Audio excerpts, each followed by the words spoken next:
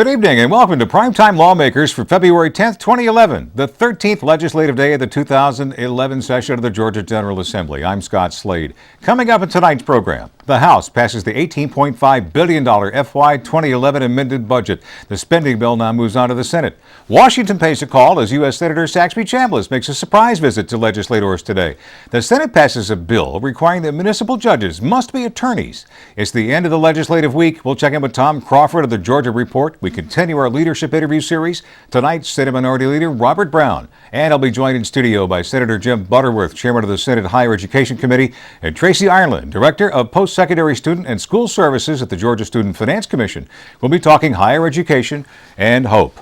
All that is coming up tonight on Primetime Lawmakers. But first, the House passes the FY 2011 supplemental budget. Primetime Lawmakers and Wandy Lawson joins us live for the Capitol with the story. Good evening, Wandy. Hey, good evening, Scott. The $18.5 billion amended budget moved through the House today with little debate and few questions. House Appropriations Chairman Terry England highlighted $12 million promised to highly qualified math and science teachers, $13.5 million for community-based behavioral health programs to meet the terms of a settlement with the U.S. Justice Department, and $31 million to fund Hope scholarships. England was also asked about a plan to close 2 youth detention centers. Those were scheduled to be closed July the 1st anyway, and we have a fairly high confidence level that they can be ready to provide that closure by April the 1st.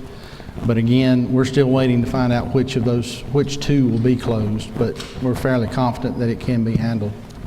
Further, yes, ma'am. When do you expect to know the 2 that will be closed? I'm sure we'll find out pretty quick.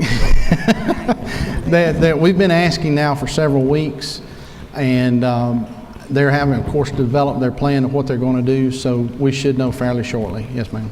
On Monday, Senate Democrats raised a red flag about the cancellation of a contract with UGA's Carl Vinson Institute to oversee the redrawing of congressional and legislative maps. Today, the Senate President pro tem, Republican Tommy Williams, responded to their concerns, saying they were based on a misunderstanding. House Appropriations Chair Terry England was also questioned about the new Joint Legislative and Congressional Reapportionment Office. Years is something that is part of this body's duty, part of this body's job to do. And by bringing it back in-house, that is exactly what we're doing. Not much dissension over the budget today. Representative Bobby Franklin, however, suggested that the fiscally conservative thing to do would be to vote the amended budget down. If we actually do nothing and not pass this bill, we can save the taxpayers a total of in excess of $1 billion, and we still have money appropriated. Nothing stops if we do not pass this bill. And just before the vote, a few words of caution from the House Minority Leader, Stacey Abrams. Is it not true that while we are appreciative of the hard work performed by the Appropriations Committee and by Chairman England, that there are deep concerns about the continuing budget policies that provide extraordinary cuts to education, to human services, and to critical areas of the state of Georgia, and therefore there will be members of this body who will not be able to support the supplemental budget? Is that not true? If the lady so states. Thank you. House Bill 77 passed 136 to 29. The amended budget was immediately transmitted to the Senate. It was notable that Senator Saxby Chambliss made a visit to the House right in the middle of the presentation of that budget. I could sit here and listen to you all day going through your problems and just say that it's exactly what I'm hearing in Washington today, and knowing that you were going to be dealing with the budget, I brought you a check. So y'all just spend it, that's what we do, and then you worry about it later. Unfortunately, that's what we've done for far too long, and we need the same kind of restraint and control that you folks have to work under. I know you're going through difficult times right now, but every day when you wake up, I hope you give thanks for the fact that you have to balance that budget just like all of our constituents do. And then y'all please send what extra money you got down to Southwest Georgia, because we need it. God bless you. Thank you. And over on the Senate side today, you may have been surprised, I know I was, to learn that legislation was needed to require that magistrate judges be attorneys. Senator Bill Hamrick presented Senate Bill 30. They've asked us to pass this bill again, which we actually passed last session, that would require that municipal court judges be attorneys. And for the few who are not attorneys currently, they are grandfathered in and they would be allowed to continue as a municipal court judge. We added a provision, the substitute allows them to be a judge in any court, so if they wanted to move from one court to another, the non-lawyers who are currently serving would be able to do that. We all know there are two things that are certain in life, but I think we can add that there are three things that are certain in life: death, taxes, and Senator Heath does not like lawyers. Senator Bill Heath thought the legislation should be more far-reaching, excluding lawyers from the General Assembly. I've actually had a lot of people that ask me, why y'all got so many lawyers down there? They never excuse themselves whenever they're voting on things that they directly benefit from. So that was the purpose for the amendment. It would, of course, require a constitutional amendment to change the qualifications for office. Senator Heath withdrew his amendment, and Senate Bill 30 passed by a vote of 51-4. It moves to the House. The Senate Insurance and Labor Committee this afternoon passed out SB 17, which would allow the governor to appoint a 16-member advisory council on mandated health insurance benefits. That's in response to the federal health care package. Governor Nathan Deal joined Republican governors yesterday in signing on to a letter urging the Obama administration to quickly move the health care case to the Supreme Court, just over a week after a Florida judge ruled that mandatory health insurance is unconstitutional. If they will accept an expedited appeal, then it could be done, I presume, at the next session of the court. But even that, of course, would not be an instantaneous result. But to delay getting it to the court for 2 years really is of no consequence in terms of our planning purposes. We would have to continue forward on the assumption that the law is going to be held constitutional simply because it is still in place as a practical matter with no injunction to keep the enforcement of it from taking place. One of the real problems that some of us as governors foresee is that if the mandate on states remains in place, but the funding from the federal level to carry out those mandates is withheld, that's the worst possible position that states could be left in. Governor Deal acknowledges that there's nothing to compel the Justice Department to move the case quickly, but he said, quote, if they are as right as they seem to think they are, they should be willing to expedite the process to have their position affirmed. The governor was also on hand today to deliver the keynote address at the Capitol commemoration of Georgia Day.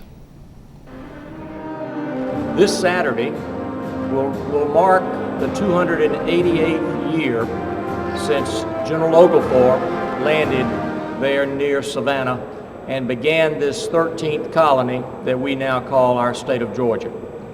I have been reminded in recent weeks of my heritage as it relates to that.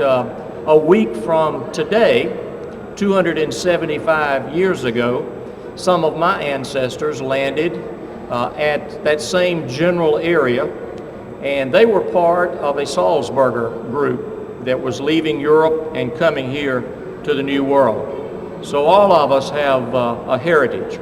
There were two ships that came over when my ancestors did. One carried General Oglethorpe, and the other one carried a very famous individual, John Wesley. So we have a great heritage here in our state, and it's something that we should be proud of. And the celebration of Georgia Day continues on Saturday in Savannah and Milledgeville. Reporting live from the Capitol, I'm Wandy Lawson for Primetime Lawmakers. You really captured the flavor of the day again. Thank you, Wandy. Thanks, Scott. The week began with Senate Democrats firing off a letter to House and Senate Republicans, characterizing the committee that draws lines for congressional and legislative districts as unfair. In tonight's leadership segment, Wandy Lawson asks Senate Minority Leader Robert Brown why the Democratic response to the newly created Legislative and Congressional Redistricting Office is so strong. Make no mistake, we understand that this process is very partisan, but there's a way to do it without just being egregiously partisan. And I believe that the Republicans have just overreached in the manner in which they've done this. We have always had a nonpartisan relationship as far as the University of Georgia and the actual operation of the reapportionment and redistricting office. And so this is unprecedented as to what they have done to date with that office. in bifurcating it into having a legislative and congressional redistricting and reapportionment office, and then a local reapportionment and redistricting office. So it's clear that the legislative and congressional will be extremely partisan and unfair. And so that is our concern. So how would you characterize then the Senate Democratic agenda? Of course, the economy is always important and should be to all of us. Transportation is an important issue. We think it's important for Georgia to get its act together and get more involved in mass transit. The Macon to Atlanta rail line, as well as the Chattanooga to Atlanta rail line, is something that we should actively start preparation for. I would like to see some money in the bond package that will give us some opportunity to start addressing the necessary planning that we will need to have for the Macon to Atlanta rail line, and as well as the Chattanooga to Atlanta rail line. And I would also like to see some changes made to the legislation that was passed last year, the legislation that would provide for a comprehensive response to Georgia's transportation issue. There were some very egregious things done as far as MARTA is concerned in that process. And you basically redline MARTA. I think that is something that needs to be fixed. The education system, higher education, we've basically decimated the budgets as far as higher education and as well as K through 12 over the last several years. And if we're going to grow as a state, we're going to have to invest in our human resources. And one of the best investments is an investment in education. We're not going to be able to have a strong economy if we do not have a strong workforce, capable people who are capable of providing leadership in business and everything else that we need is going to be right there developed in our education system. And when we disinvest in that education system, we're disinvesting in our future. You know, you have that comprehensive tax package. We came in the beginning of the session, seems to have lost some of its at least public muster, but do you see any of the proposals coming out of that becoming legislation during this year? Well, I'm not sure, again, because again, that's a process that we have not been fully involved in. We had very little, well, really nothing to do with the appointment of the council. And now we have, I think, 4 representatives on a panel that maybe has, 20, 25 people on it. And so we are basically looking and listening. However, what we're looking at and what we're listening to doesn't sound very good, because I do not think that it's a good idea to place taxes on groceries and on medicine and some of the other onerous things that they're talking about doing. And you're not going to be able to offset that with a tax credit, because people just don't live that way. I mean, if you're going to have taxes removed from your grocery and then you're going to get a tax credit, and after filing your tax, you got to live all the way from January through April 15th before you can get some credit on grocery taxes that you have paid. People just do not live in the real world that way. So I think this is a very onerous piece of potential legislation that the people of Georgia should be very careful about and not let us do. So what about the Hope Scholarship, as we're hearing that program is having quite a shortfall between what it's bringing in and, of course, the resources it's supposed to put out for students? What are you thinking about as far as some of the solutions? Let's be clear about the Hope program, Hope Scholarship program. These are gambling dollars. These are not tax dollars. And this is not an entitlement program. The Hope Scholarship was started as a way of ensuring that those Georgians who were meritorious. In other words, they met the academic requirements, but were otherwise unable to attend college or higher education because of economic reasons. That was a cap of $66,000 per family. That was later raised to $100,000. And for political reasons, and Democrats did it, I mean, let's just be honest about it, there was an opportunity there to reach out into suburban and exurban to get more votes. And so the Hope Scholarship, not being tax dollars, gambling dollars, those gambling dollars were expanded to remove the cap so that millionaires can now take advantage of it. I think we should go back to a reasonable cap on Hope, still having it be a meritorious scholarship. In other words, it would be based on your academic achievement. But if your family is making $150,000, a family of 4 is making $150,000 or above, then you pay for your college education. That was something else that the governor said. He said we should be helping helping those who can not help themselves. We should not be helping. What you can do for yourself, you should do it. And so somebody who is making $250,000 a year above, if you decide that your child should go to school, you should pay for it, whether that child goes to a public school or goes to a private university. Senator Robert Brown is the minority leader for the Senate. We thank you so much for joining us here on Primetime Lawmakers. All right. Senator Robert Brown of Macon has served in the General Assembly since 1991. And there's more to come tonight on Primetime Lawmakers. When we come back, I'll be talking with Tom Crawford of the Georgia Report about this week under the Gold Dome. And since we're speaking of hope, I'll also turn our attention to the future of the Hope Scholarship. Senator Jim Butterworth, chairman of the Senate Higher Education Committee, and Tracy Ireland of the Georgia Student Finance Commission will join me. So stay with us.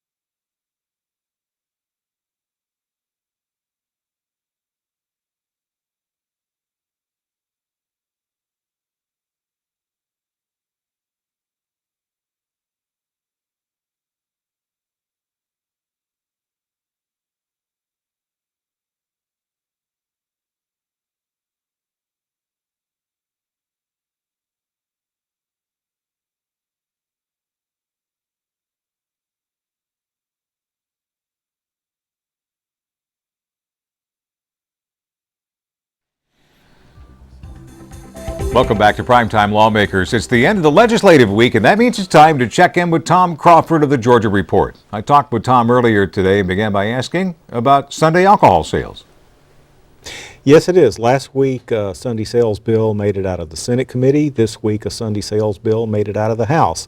So they've got two bills very similarly worded on both sides. So that if one runs into a snag or gets held up, the other one can just go ahead and pass in its place. If you want to put it this way, they've got a spare in their hip pocket there if something goes wrong. So at some point, maybe next week, maybe the week after, we should be getting floor votes, I think, in both chambers, the Senate and the House, on this particular issue. Any feel down there on which House will give this local option bill the most trouble? The feeling is that it'll have maybe more trouble in the Senate than in the House. The Senate may be a little bit more conservative body. Maybe the Senate's a little more squeamish on this issue. So that if it, as I say, gets slowed down anywhere, it's more likely to be in that chamber than in the House. The House, I think it'll zip on through there. Not a whole lot of people speaking against it in either of these committee meetings, and I'm not hearing about a whole lot of opposition in the halls either. No. At the Senate hearing last week, in fact, not a single person showed up to speak in opposition to it. The situation was a little bit different in the House, but the opponents of Sunday sales seem to be conceding the fact that the bill will pass and that their strategy will be to try to stop these referendums at the local level. Meanwhile, moving ahead with money, that's the real issue for the legislature. The Georgia House, are they dealing with the budget yet?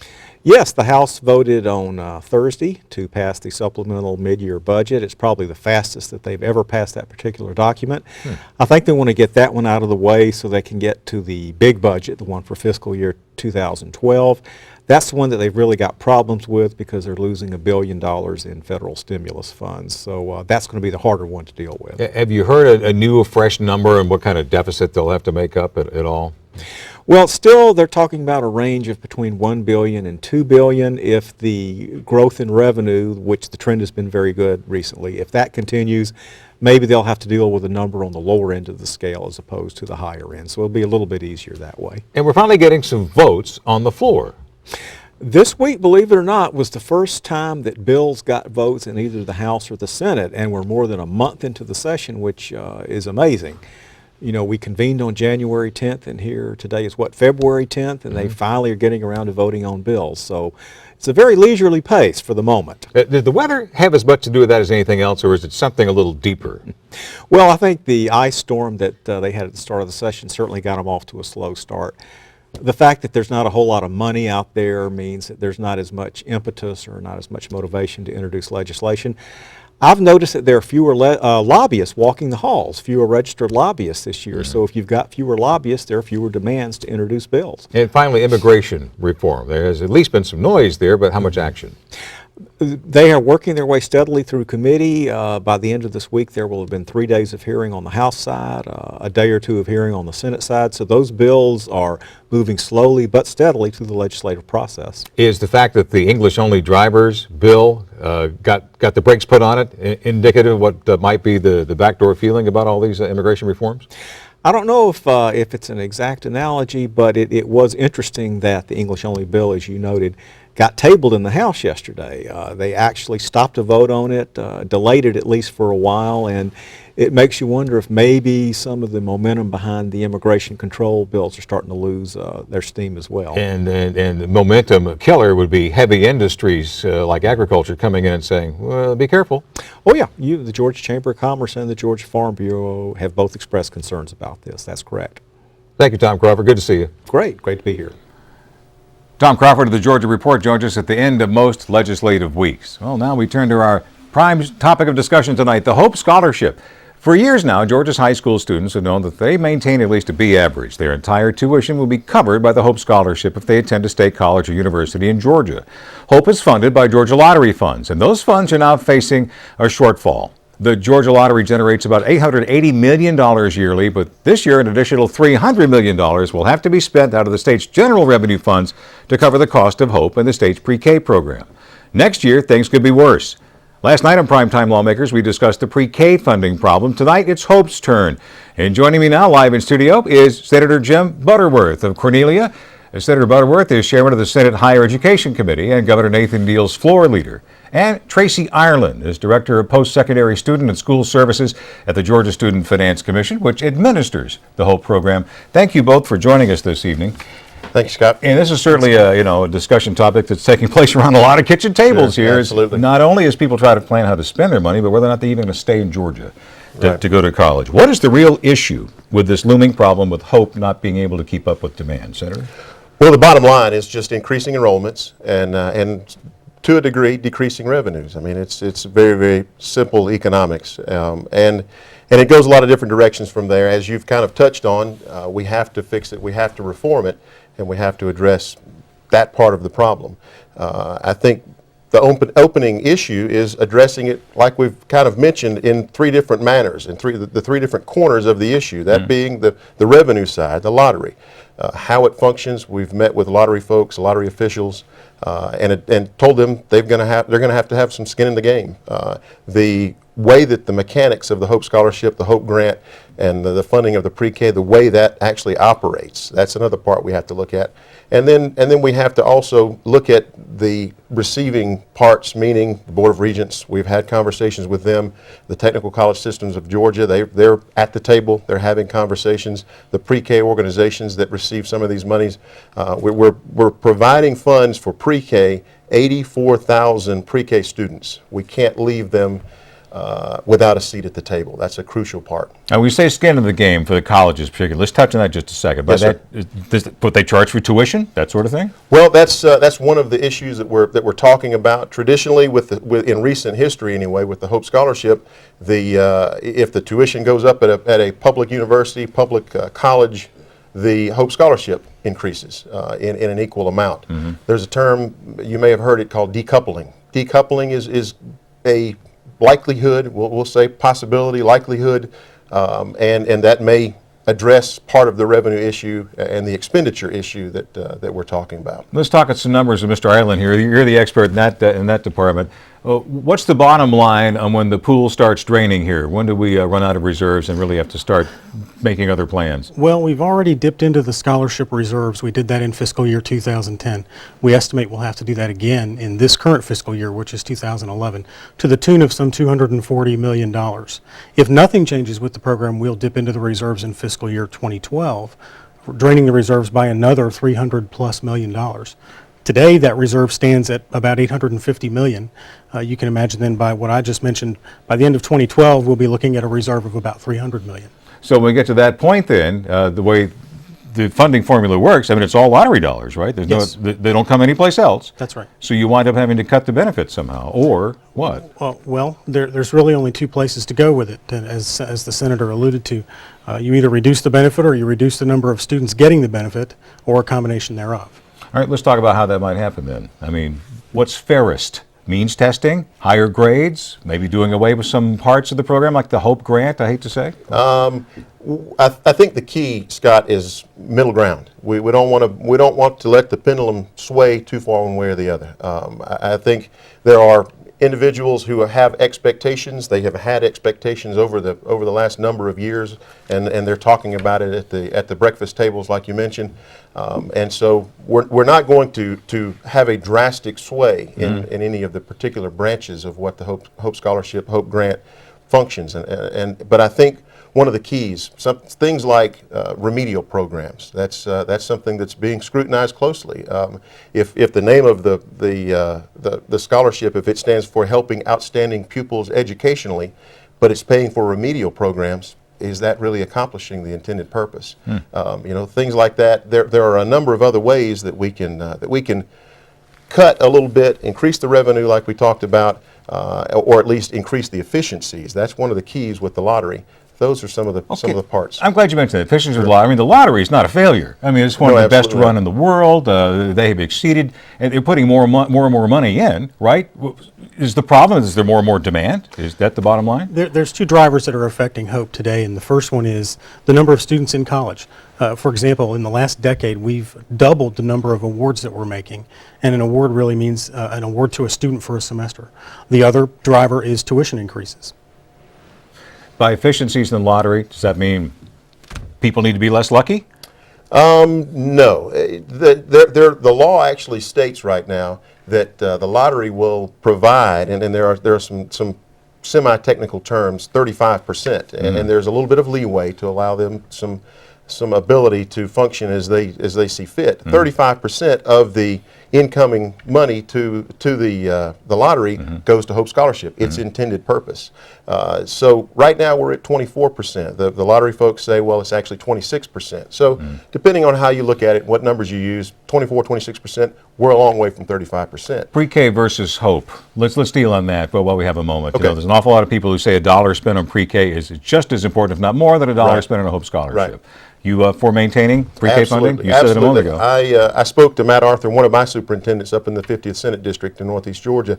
I spoke to Matt Arthur the other day, and he said, I was a superintendent before we started funding pre-K this way, and we had children that couldn't read until 2nd or 3rd grade. Now we have them walking in the door in kindergarten, and they can read. So it's working. We have to protect it, but and there are ways. One quick example: 6.5 hours, perhaps down to 4 hours. That's something that's being considered. But right now, of the $880 million that you mentioned, that's taking up about $350 million for pre-K. Any impending legislation to address all this, or are we still massaging the numbers, trying to figure out the best way to get at it? Nothing that we've seen so far. There was one bill dropped that would reinstitute the income caps in the scholarship program, but nothing else. And what do you think about that? Means testing. Well, we're working on kind of a larger bill, and not to take away anything from that bill. I think with 236 legislators, we're going to have some good ideas. We're going to have some ideas that we're going to have to kind of talk about. And we're going to watch that. Thank you so much for filling in some of the gaps for us this evening. Thank you, Scott. It is valuable. And that is all the time that we have. Thank you for joining us this evening. The General Assembly is not in session tomorrow, so primetime lawmakers will not be seen at 7. But please tune in for primetime politics instead. Tomorrow's program will include a comprehensive discussion of Sunday sales in Georgia. That's tomorrow night at 7 on GPB. When Primetime Lawmakers returns on Tuesday, we'll bring you another installment in our leadership interview series.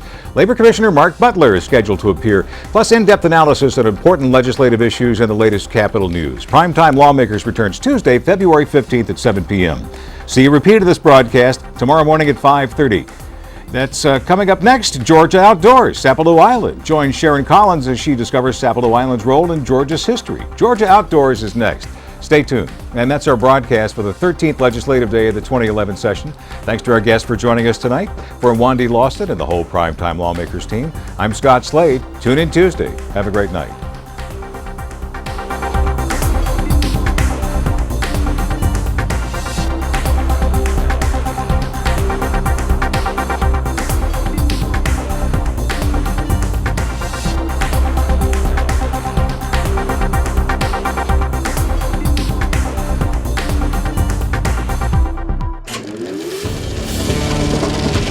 This is a GPB original production.